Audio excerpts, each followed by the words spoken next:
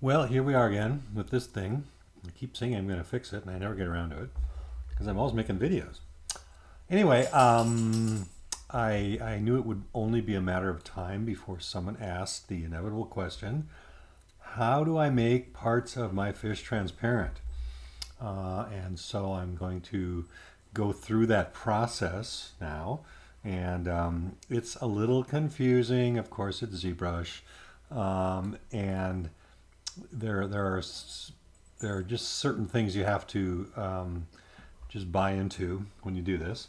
Um, so the basic process is you need to break your model into separate subtools. Okay, so you can apply a transparent material to one of the parts. Okay, the subtool parts. This doesn't really work when you try to just paint a different part of a material on an object and make that transparent, because it is really dealing with the entire subtool as a whole. And so you just have to kind of go with that. And the problem, and you'll see where that problem kind of lies, is as I said in one of the last videos about painting with materials, is you always end up with this hard edge where one material ends and the other begins. Okay, so anyway, here's the process, and you can decide whether or not you want to use it this way.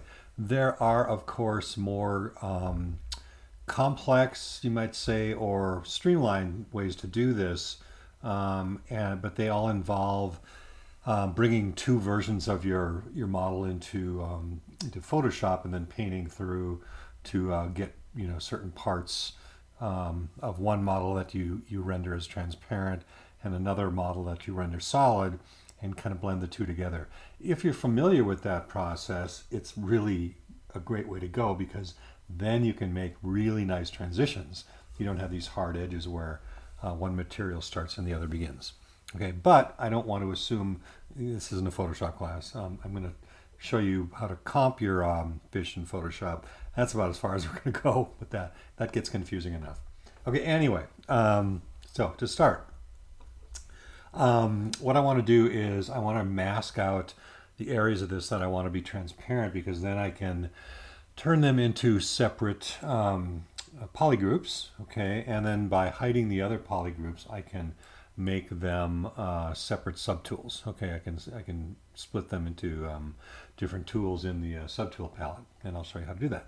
Okay, so when you're painting something or when you're masking something, it's often easy to use or best to use like a combination of tools to get things to work.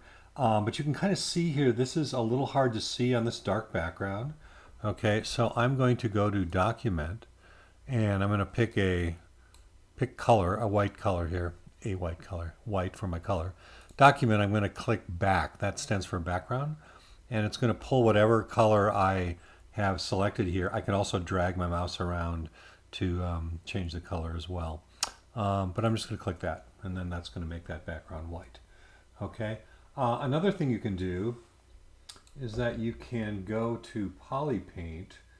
I can find it here. Here it is, Poly Paint. And this is just something you should know anyway.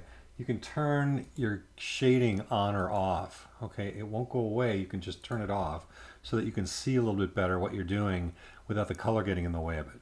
Okay, so having done that, I'm going to hold down Control, and when you drag outside the model with Control on, you can mask using a rectangle.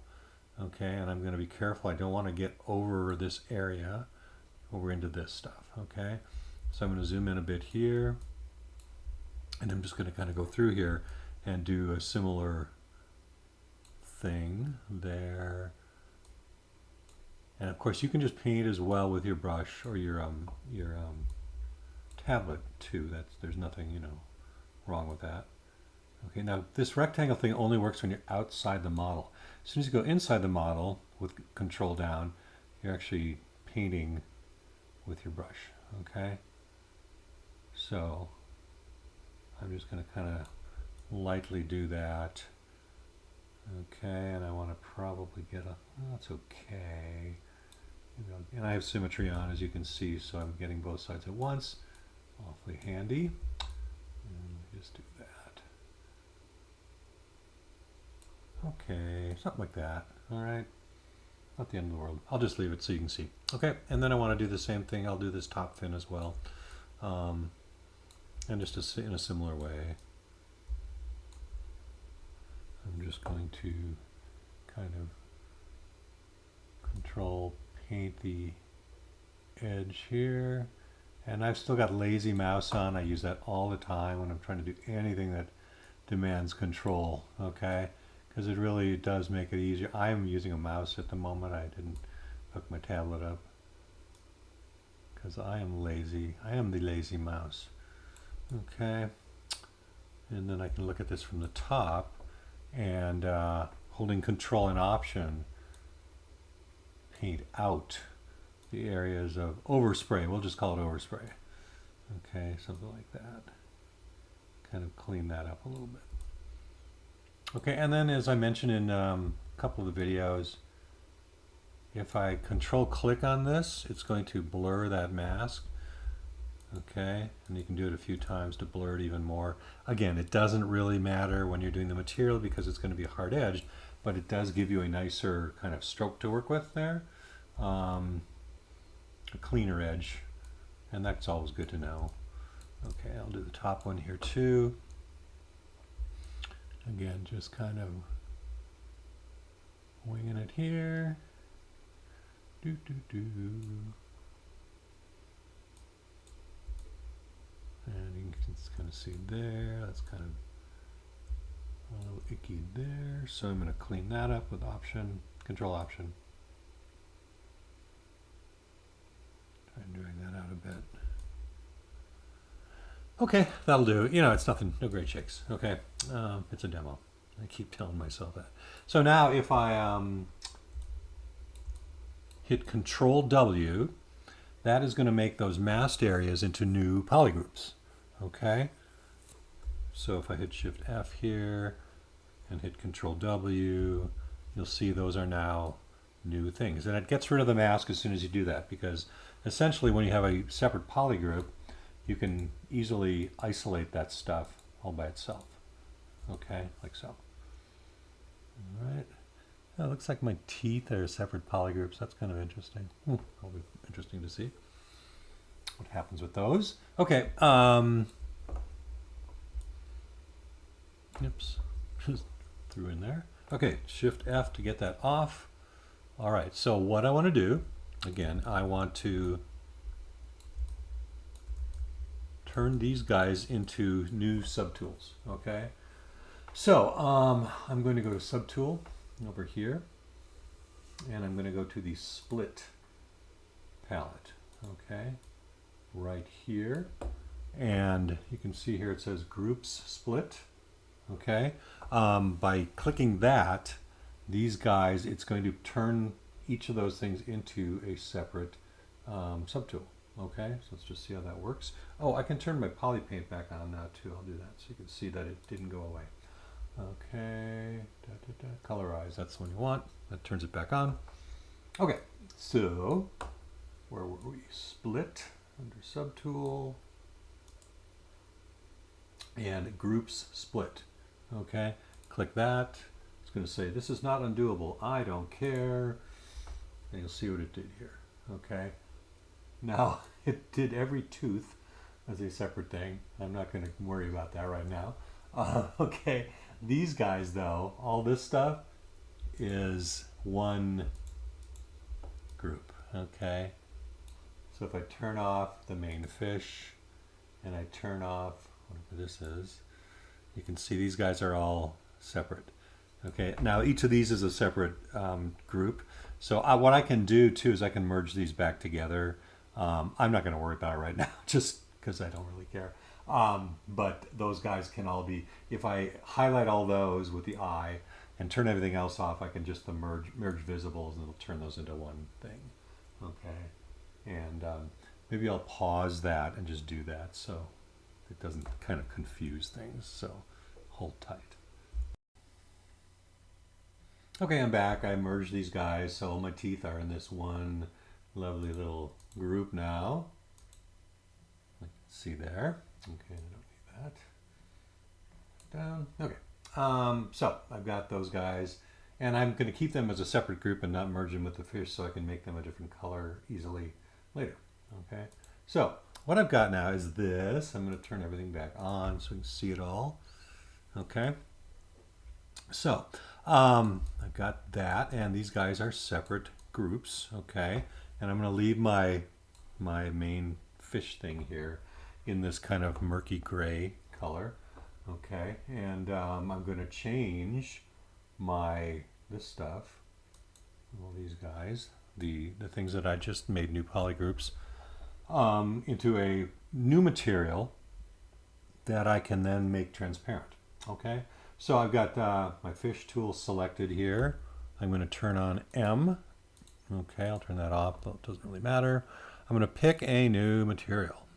Okay, and what I'm going to pick is, this is one I usually just use for transparent stuff because it already has some transparency built in, but you can really, noodle with any material to make it transparent. These are just, kind of simple, and I usually use these for, most of my stuff. I click on that, and again, with that tool selected, I'm going to go to Color, Fill Object. Okay, and now we see those guys are shiny. Okay, all 4 of those pieces that I made, like so. All right, so then the process is, this part gets, pretty easy. If I rendered this right now with BPR, that's the only time you actually see the transparency, by the way, I would see nothing. Okay. I'm going to go back to my black background now. I like it better. It's always good for you guys to see everything twice anyway. Turn that to black. I know I always learn better that way. And back. There we go. All right. Okay. So the way, or where this goes, is you go to Display Properties. It's down here at the bottom of the tool palette. Okay. And under Display Properties, we have BPR settings. It's really kind of hidden down there, right here. Click that. Okay. And you want to make sure you have that subtool selected. Okay. And that's this one, and I do have that one selected. I can tell because the eyeball is bright there. And they're a little dimmer here. I can also just turn those off if I wanted to, but I won't. I'll just leave that on. Okay. Go back down here to Display Properties, and then to BPR Settings, and I want to turn on BPR Transparent Shading. Okay. It's going to ask me if I want to turn this on in the render window too. I'm going to say yes. Okay, like so. And if I render this now, you can see, I can see through this. Okay, I can see right through to the back of this, like so.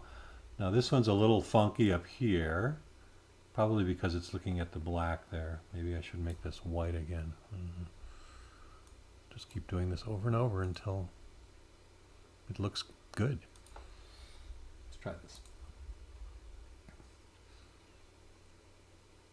Oh, I just don't know why it's not rendering when it's in, that's a white background. That's really bizarre. All right, black it is.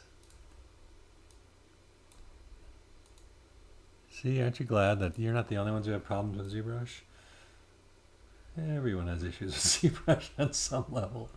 All right, let's try this again. Okay, so you can kind of see there that you're seeing it through. This one, I think it's mostly just the color. I can kind of see the base of it in here without too much of an issue. Let's try this. And of course, I could change my lighting as well. You know, add more light to this, but I'll just leave it like so. Oh, now it's going black. Well, that's just bizarre. I don't know. You saw it for a minute, right? Yeah, okay. I'll just hit the F key here. That's fit. Okay. So, you've got a couple settings here. Shadows. You can turn shadows on for your transparent object. Okay, so it'll self-shadow a little bit. That usually looks better. BPR visibility is kind of the transparent or the actual visibility of the transparent portion of this, okay? So you can combine that to make it look more transparent. So if I turn this down to like 50% or 60%, you can see that has made that even thinner looking in here, okay? And remember, you can still paint on this stuff, okay? And that's what I would probably do to try and modify this transition a little bit, okay? Where those two things meet, okay? So if I were, just to hit this with some yellow or something like that, I might be able to, noodle it a little bit to just, change some of these. I have this on drag rectangle for some reason, but that's okay. Okay, I'll just kind of throw something in there so we can see what that looks like. Adding some of that in. Oh, God, how bizarre.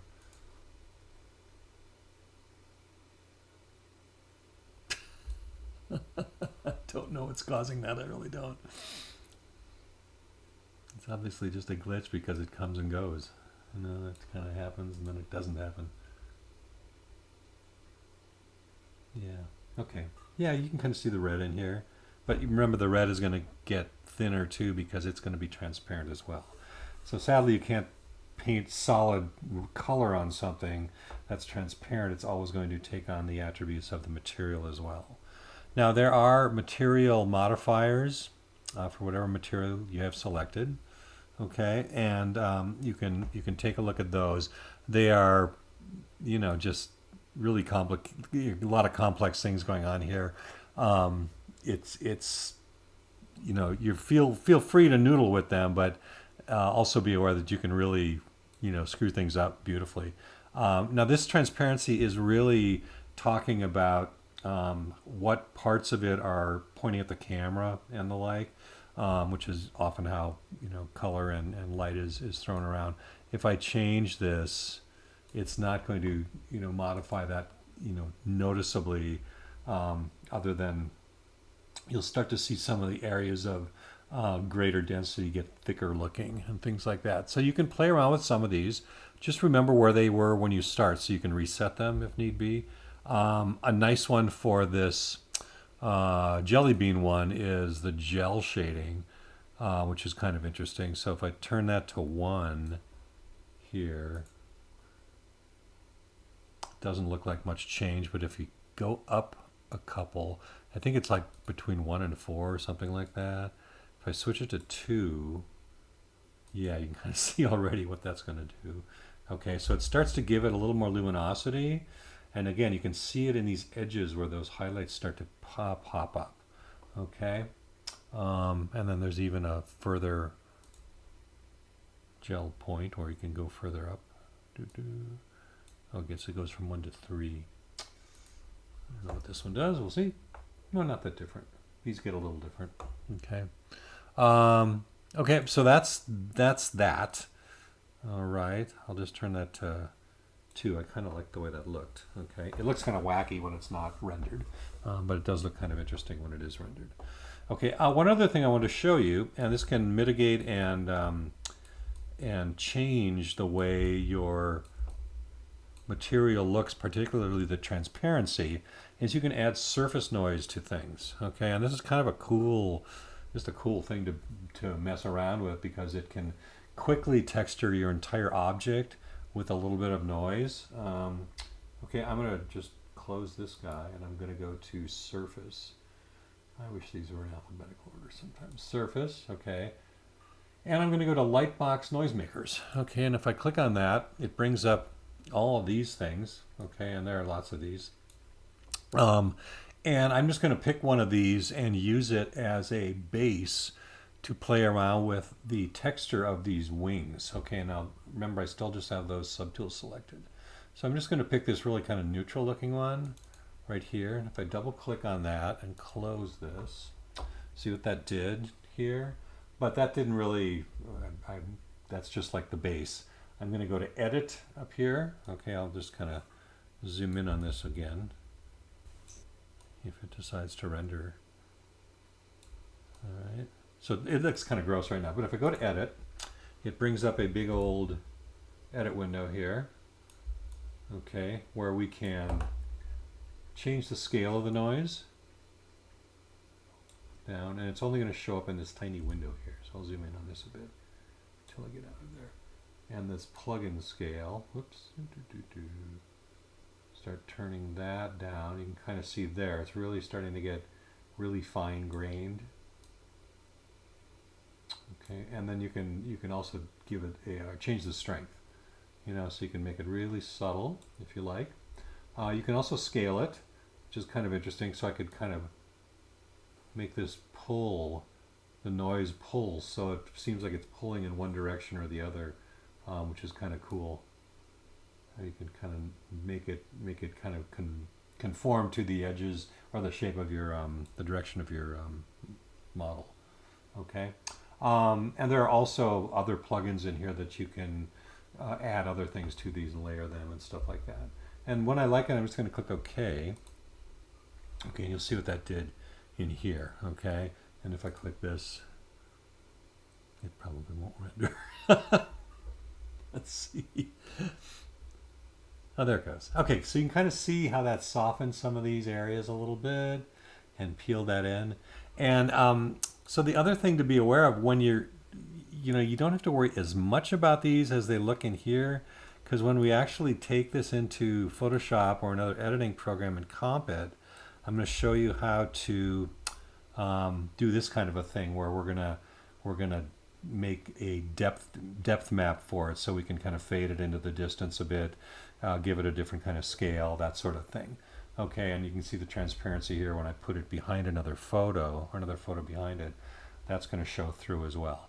So that will kind of cover up some of the all the stuff you see in here where these two materials land together, and kind of clean things up, okay, or make them less noticeable.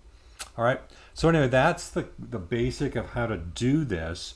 The comp part, I will be showing you how to do that. We may not do it until the end of this coloring part. It depends on how far you guys get before spring break, okay? But you're going to use that for each project you do anyway, so it's a really great technique to use to be able to put things together into a photographic background and to present it, make it look more interesting. Okay, so that is that, and shoot me questions if you like. This one is really kind of confusing, I know, but you can just kind of follow through step by step, and it's not that bad. Okay, all right, later.